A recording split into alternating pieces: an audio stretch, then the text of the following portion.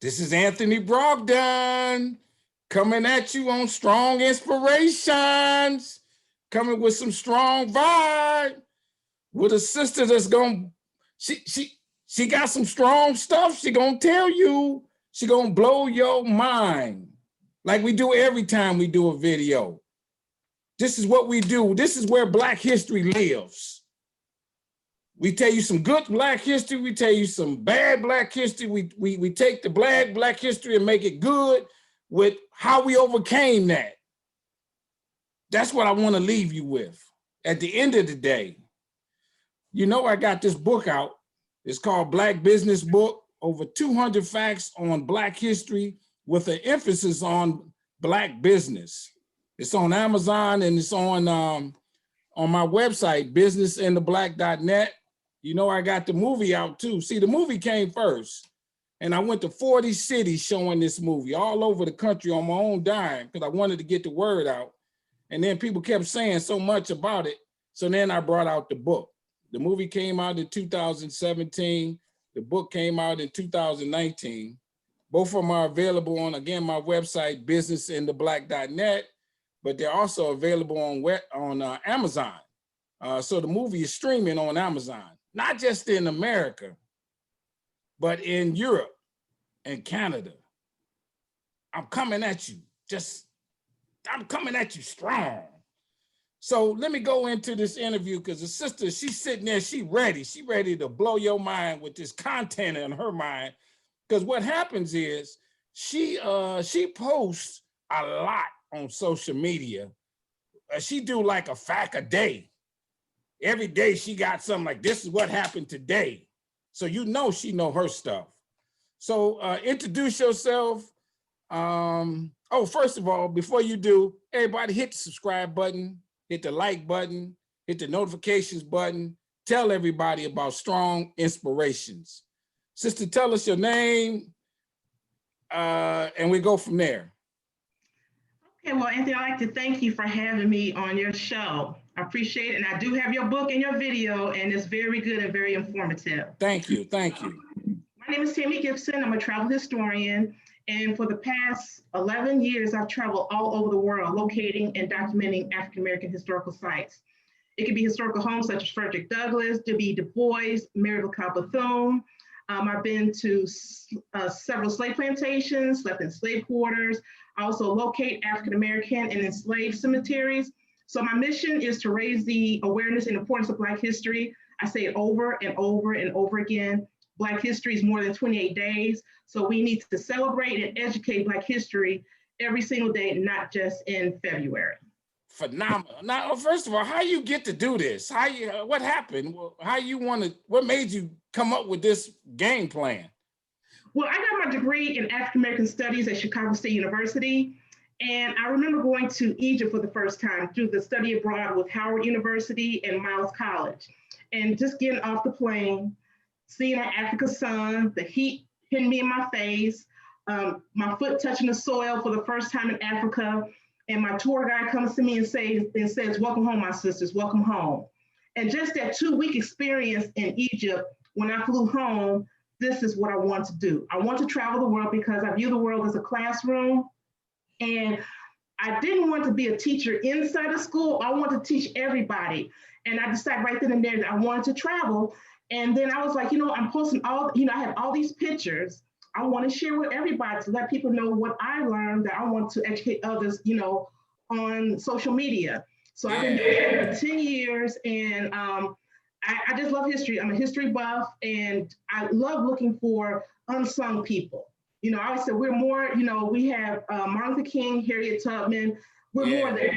There's so many unsung heroes and sheroes, and as we speak right now, there are several African Americans that are making history as we speak right now. Oh, sure. So now you, first of all, traveling is a good thing. I love to travel. And it's beautiful when you can travel and, gain some knowledge, be able to use it as a business, so on and so forth. So, I mean, right there is commendable on its own, reflect. Thank you. So about how many, countries have you been to, or, how many cities have you been to, that kind of thing? Well, I've been to Africa, and my goal is, if I can, try to hit every country in Africa. Really? So I got a lot of countries to go, but I'm determined to make that happen. As far as the United States, I think I've hit every state. I think Idaho, maybe just a couple, but pretty much I've been everywhere. I've been all over the world. Really? Now, some of them states like Idaho, they might have some Black history, but Just a little. gotta find it, right? Right. I just want to touch this. I want to go there and see, So there is a little bit of history further, like in the over on the west coast. But if there's a little museum in in Idaho, I'm going to go there. Wow, that's a beautiful quest in life. So now you were telling me that you have, and you just said, been to some slave quarters, and they let you sleep in them? Yeah, so I can't get credit for that. Joseph McGill, he is the founder of the Slave Dwelling Project, and he has over 100 slave quarters.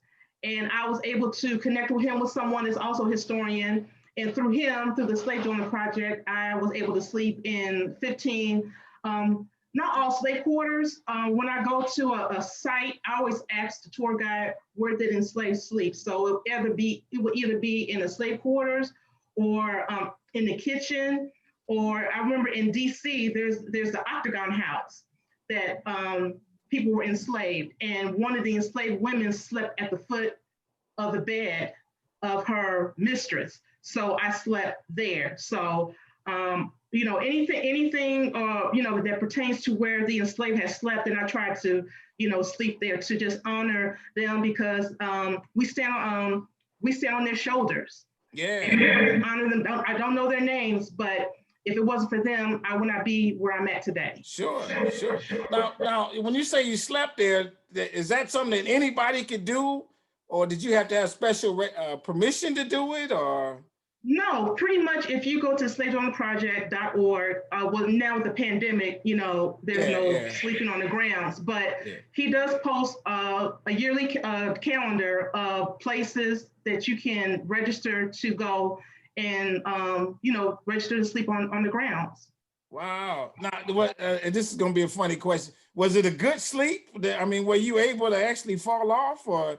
Well, no, it's very uncomfortable, just laying on a dirt floor or wooden floor and just thinking about through the night, how do they endure a lifetime in bondage, and no, it's very uncomfortable. Either it's cold, or if it's like extremely hot, especially in the South, I wake up and I got mosquito bites all over me.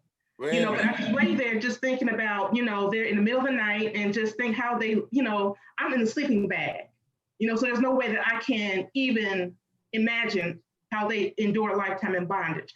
But it really, makes you think. I've been to 15 and I have different feelings, because I think about one particular evening, we was around a campfire and doing the Slave Dwelling Project. Before we go to bed, we have a conversation, pertaining to events, racial, that become, racial incidents, or, just having that uncomfortable conversation. And one evening, there was a wedding reception going on in the big house. And I saw all these coach buses in the middle of the night. I think they were leaving.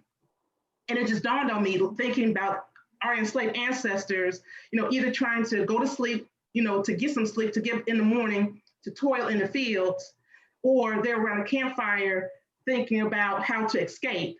And there's a party going on in the big house, and here they are enslaved. So it's very emotional for me, at times. Yeah, I can imagine. So now, do you also get in the attire of the slaves? Do you actually, sometimes get that far to what they might have wore or something like that?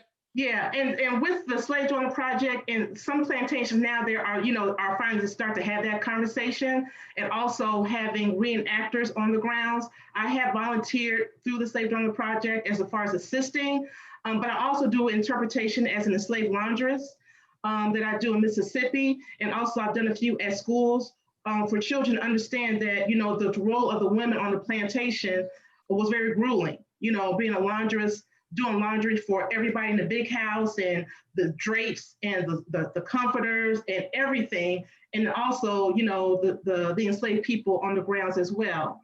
So the kids love it because they want to learn something new. It's like there's so much you can learn about Martin Luther King. But I always, when I go to these schools, especially around Black History Month, I teach them something that they don't know. Is this an out of body experience for you where you actually? I think. Well, I guess my question is, one of the things is because it was a long time ago, so on and so forth, and conditions have changed so much. It might be hard for people to view what they felt like. I mean, that they were actually human beings. Right. Just a sign of the time. Yeah, and what's so good about these reenactors, it makes you cry. I mean, they take that whatever energy they have to bring their life, to tell about the story. It breaks you down in tears. I mean, I see the same thing over and over again, but it's different. And you see people just shedding tears, or some people just walk away because sometimes it's just too uncomfortable for them to listen to that. But the story has to be told. I mean, we can't tell history, especially about African Americans, to make some people feel comfortable. Oh, if you make people feel comfortable, you're not doing your job. Right. And I, as a travel historian, and when I go to schools or when I do speakings, I'm there to tell the truth. If it's uncomfortable for you, then I think I did my job. What did they sleep on? I mean, like when they slept in the slave quarters. I know they slept on the floor, but was it a blanket or how? If they were able to get one, or they just slept on a regular floor. It just depends.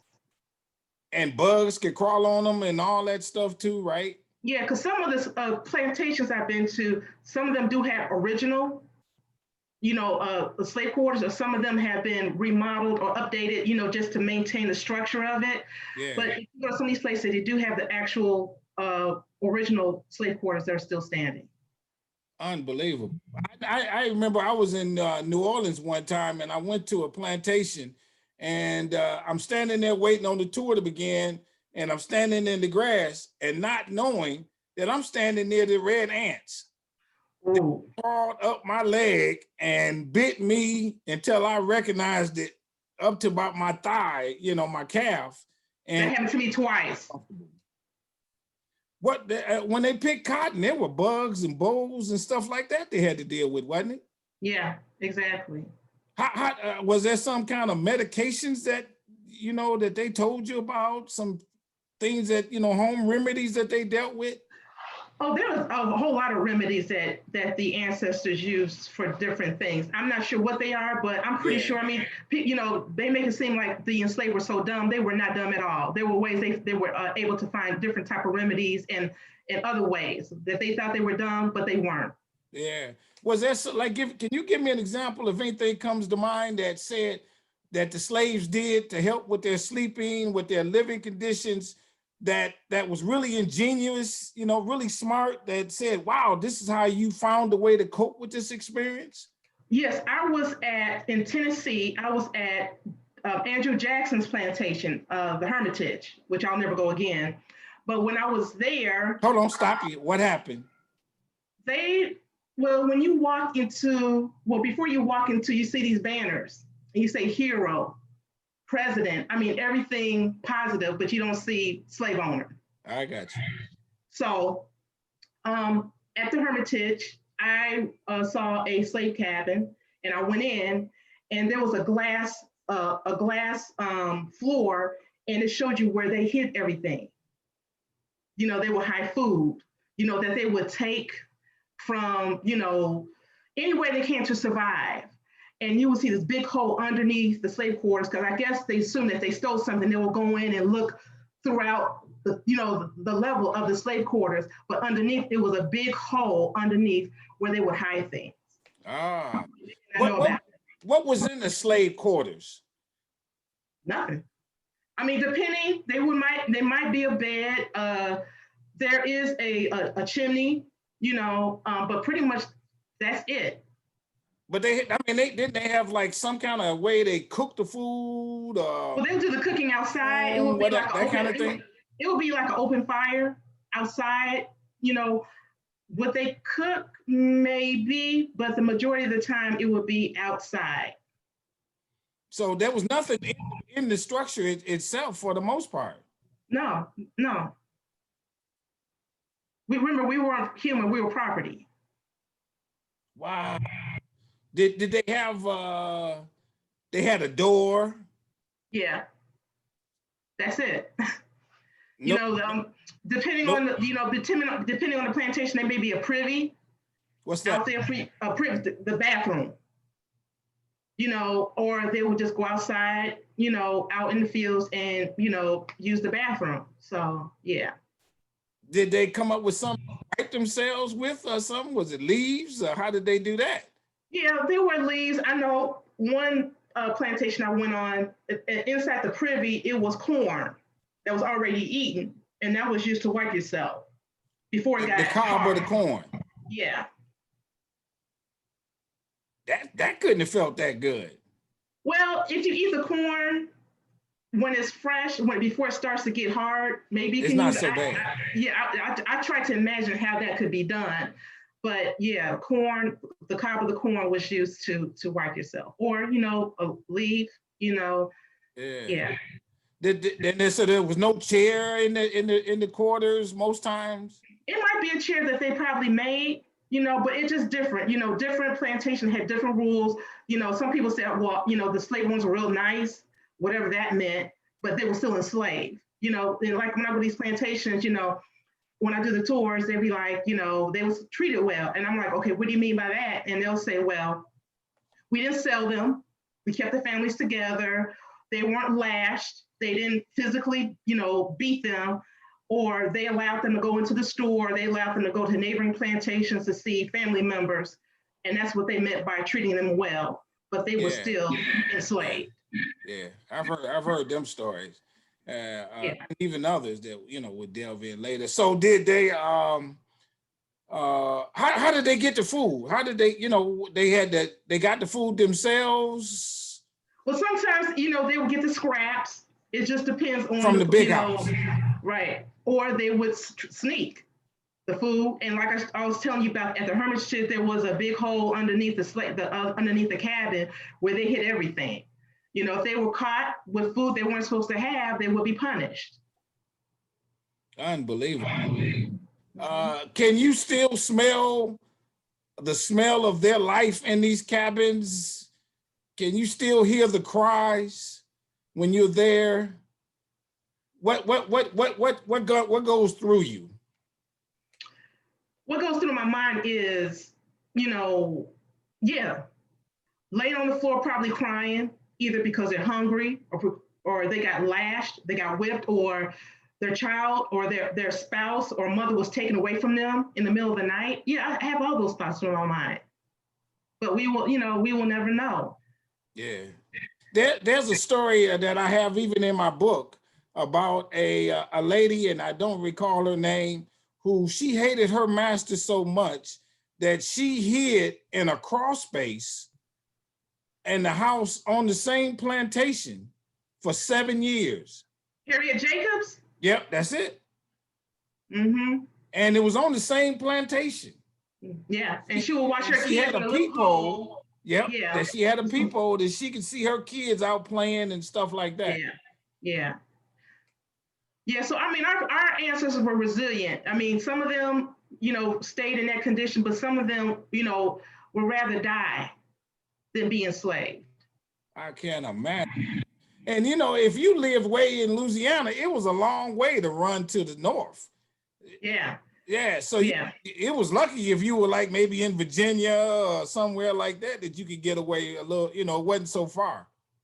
Right, exactly. And I know some plantations, like when you go into the entrance, it's like a mile away. And while I'm driving to get to the big house to do a tour, I'm thinking, oh my God, if they tried to attempt to run, by the time they get to the road, they're probably going to be tired, exhausted. So that makes me think when I go and I see the swamps and some of these these tours, they have actual alligators on the grounds. Oh, really? Oh yeah, so I think about that too. So yeah, you see signs that says, don't mess with the wildlife, leave them alone. If you see an alligator, which I haven't seen one cross, but Magnolia plantations, there's a swamp and you'll see the alligators, swimming around. So yeah. Right. Now there are, and I've come to realize this. Most of them got Sunday off. Let's say that was Sabbath. Yeah. Day, right?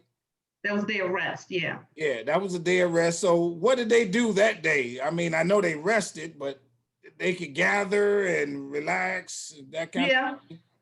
yeah, some of them, not, well, I don't know if all of them were like that, but yeah, Yeah. Sundays was usually a day of rest. And then I also come to realize that on some holidays, they were able to take that holiday off. Right. Christmas, they had Christmas off, maybe Thanksgiving, and then they would be able to gather and have a big feast and also travel to other nearby plantations. Yeah, I heard that too with some of them, yeah. Yeah. And then some of them were able to actually, survive these conditions. Hmm. And maybe they got to the big house. The ones in the big house, did they live in the big house? What was your take on that? It depends. It was usually the domestic slave, and usually she would be in the big house, sleeping at the foot of the bed. From the research I've done, she would either sleep in the bedroom with the children on the floor, or she would sleep outside the door of the master, or sleep at the foot of the bed of the master and the mistress. Or she might have a cabin right next to the big house because the field slaves would work from sun up to sundown. But the So you're domestic, talking about maybe that's 5 o'clock, 6 o'clock till 7 o'clock, something like right, that. they'll work till they see until they can't see, pretty much. And the domestic slave, she's on call 24/7. So if at 2 o'clock in the morning something needs to be taken care of, she had to be at their beck and call. So she was on call 24/7. Unbelievable. It's absolutely amazing to hear. Yeah. Uh, but then how could a guy who hate black people so bad and do all these things want to have sex with a woman? I don't know. You know what I mean?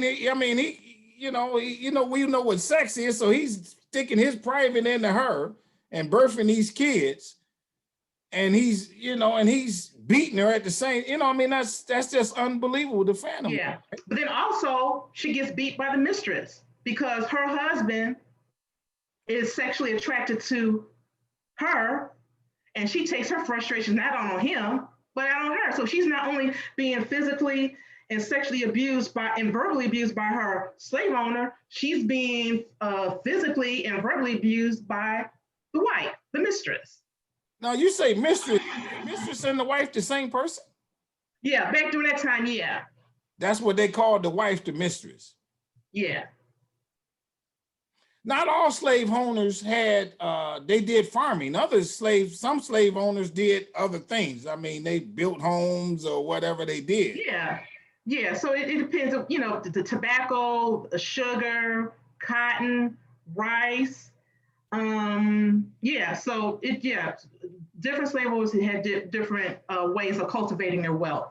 Was one worse than the other? Was like the cotton the worst of them, or was cotton worse than tobacco or sugar? I know that, of course, picking cotton, you could not bleed on the cotton because if that was the case, that was just money just wasted. But rice, you would be in the swamps where there's mosquitoes, snakes, alligators, tobacco. So I don't know which one is worse, but all of it, when I go to these plantations, depending on what type of wealth it was on those grounds, to me, all of it was horrible. Oh yeah, I'm sure. But then some of them, they own businesses where they did carpentry and that kind of thing. And the slaves had picked up those skills. Exactly. Yep. And then I chronicle in the book, there were some instances where the slaves really became pretty astute in whatever skill set the master conducted, and then he saw that skill and that proficiency in the slave and would allow them to operate the business, so on and so forth. So there are some, I won't say good stories, but there are some stories that are better than others. Anything right. that you ran across? Right, and they learned those skills. So when they were emancipated, they took their skills with them and most likely started their own business. Yeah. Well, give us any other thoughts, some of the questions I haven't asked you, Uh, No, I would just like this. to. Hold on, before you go. How do other Yeah, I would people just like, take you doing this? How do your family feel about you doing this? That this is your career path? Evidently you're making a living at it. You're able to travel. How do people see you in this regard? oh, they love it. They absolutely love it because I only posted pictures for people to like. Go to them. Go to these places to explore. So, I love when people send me text messages or emails like, Tammy, I'm going to Mississippi. Can you please give me a list of places to go? And my cousin, I think a month ago, she was in a plantation in South Carolina. She sent me a text, hey, Tammy, I'm going to the same plantation. I said, okay, hold up. Which plantation you going to? And she told me, I said, don't go to that one because they're going to sugarcoat everything. I said, go to this place because going to these plantations is like $20, $25. So I'm not going to waste all that money to hear a bunch of lies. I got you. If you want to go to a plantation, check with me first. Check with me first. Give us the top 3 must-see plantations that you. Okay. The first one is Magnolia Plantation and Gardens. And the tour guide there is Joseph McGill, a Black man, doesn't sugarcoat, and he talks about the history of the enslaved community and the slave cabins that are currently underground. Where's that at? What city is that? Charleston, South Carolina. Charleston, South Carolina. Okay. Number 2, James Madison, Montpelier. This was the home of James Madison, 4th President of the United States. I've done archaeology digs, and they are open of telling the story of the enslaved people. Highly recommend. What city is that? That is in Orange, Virginia. Okay. And the third one, what's the third one? Because those are like the only 2. But I know that there needs to be more Black tour guides on these plantations, because the places I've been to, someone white's telling me the story of the enslaved community. So I would like to see more Black tour guides, telling the story of the enslaved community. Sure. Is there on some plantation somewhere where there is a festival that you know of that is on a plantation and a lot of people gather? Maybe it has some joyousness to it, music, something like that. Is there that type of thing that you can think of? As of now, Magnolia Plantations and Gardens, the one I told you with Joseph McGill, they have all type of festivals going on, and they have a program called Inalienable Rights, and they'll have like a blacksmith on the grounds showing a demonstration. They have U.S. colored troops on the grounds telling the story. They have a woman that talk about cotton and seed cotton, and it's so many, and a cook showing back in that time period around an open fire on how to cook. So they have different stations of African American reenactors that tell the story, and it's absolutely amazing. Okay, so that's the top one. And I guess 2 more questions. The one came to mind. What city would have been the worst city to live in?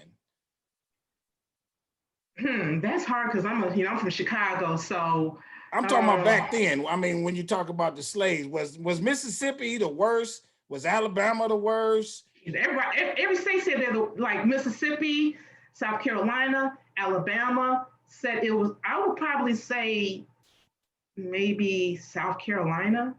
Oh, really? I would think so. Because of conditions there? Yeah, and then and slaves coming to Charleston, South Carolina, which I'm not knowledgeable about, but Joseph McGill is very knowledgeable about the slaves coming there. Yeah. I would say maybe I'm wrong. South Carolina. Okay. Wow. Have you written a book? Yes, I have written a book. It is. Yep, there you go. Come on, sister, plug that book. There you go. Honoring the Lie, Honoring the Legacy. And for the past, I guess 6 years, I've been traveling all over the United States, locating African American statues and monuments. So this was before the Charleston 9. It was before the Charlottesville that I was locating these statues. Yeah. And I wanted to put this book together because as all these Confederate monuments are being taken down, they are positive statues, especially of African Americans that are around the United States. I've located over 500. So my book entails my journey as a travel historian, the history of the Confederate monuments, the importance of Black art, and I have done some amazing interviews with some of the most fascinating and talented Black artists that have sculpted many of these statues in this book. And I was saddened to hear of a Black sculptor and former NFL football player, George Knox, passed away in 2020. And I'm so glad I had the opportunity to interview him. And when I spoke to his wife, his wife said that her husband absolutely loved the book. Okay. I want to say rest in peace to Mr. George Knox. So yeah, whatever city you're in, there's a Black statue in your community. What's the website? How do people get your book? Yeah, so it's available on Amazon and Barnes and Nobles. If you would like a signed copy, it's sankofatravelher.com, or you can look up Tammy Gibson. It will automatically link you to Sankofa Travel Her, and you can purchase the book. And if you follow me on Instagram, Twitter, and Facebook, you can see me. If you like me, you're gonna get a post from me every day on a Black History fact. Yeah, I know you do. You put some good stuff. So now the Twitter and stuff feed is, say that again. Sankofa Travel Her. Sankofa Travel Her. Yes. Follow that, and if you, everybody. Right, if you type in Tammy Gibson, it will automatically bring you up to Sankofa Travel Her too. Follow that, sister, please. Let's keep it. So with the virus, what's next for you? I mean, what do you, Anthony, it's over, you ready to get back on the road, right? Anthony, I haven't traveled since February of last year. Yeah. I'm ready to jump off a bridge right now. Yeah, I because it's can't halted imagine. all my travels. Yeah. Halted all my travels. Yeah. But last year I'm in Chicago, so I was able to drive to neighboring states. Yeah. So next month I plan to fly for the first time since last February, but it's been hard. Yeah, it's been really I hard. can imagine. Tammy, thank you so much for being on Strong Inspirations and giving us this strong. I mean, I'm tearing up hearing the stories of how they slept, because when my bed is too hard, I can't sleep on it. And I don't like a hard pillow. I like a soft. I'll be honest with you. Everybody, check out her book. Hold your book up again. Get that book, people. Honoring the Legacy. Get that book. It's at Barnes & Noble and it's on Amazon. Just type in the name. Follow her on Twitter, Instagram, Facebook. We're going to keep it going. Keep it live. Again, subscribe to the channel. Like this video. Hit the notifications. Tell other people about Strong Inspirations. That's my book. That's my DVD. I thank you so very much. Any parting words right quick? No, I would just like to say I hope everybody is more importantly safe. We're going to get through this. This too shall pass. Yeah. And Black History is more than 28 days. There you go. Woo, that was good.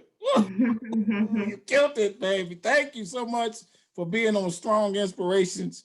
You made my sign fall down. My Love Black People sign fell down. So I got to tape it up better. I'll be back in touch. Everybody, have a good day. Stay strong, stay safe, stay on your grind, stay well, tell some people about us, share some Black history, not just next month, but from now on. Thank you. Have a good day. We out.